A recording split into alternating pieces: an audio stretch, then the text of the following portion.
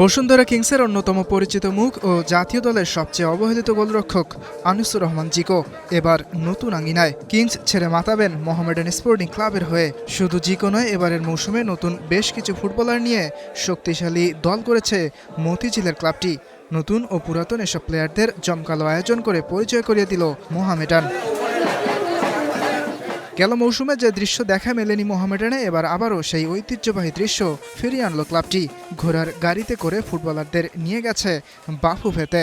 খেলোয়াড়দেরকে ঐক্যবদ্ধ রাখা, ডিসিপ্লিনের মধ্যে রাখা, ভালো প্র্যাকটিস করা, ভালো খাবার দাবার দেওয়া এবং ভালো পুনর্বাসন করা, এটা থাকবে আমাদের মূল উদ্দেশ্য।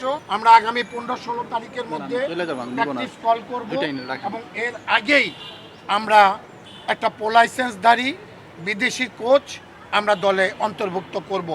গেল মৌসুমটা ভালো কাটেনি মোহামেডানের, তবে নতুন মৌসুমে ভালো কিছু করার আশা ফুটবলারদের।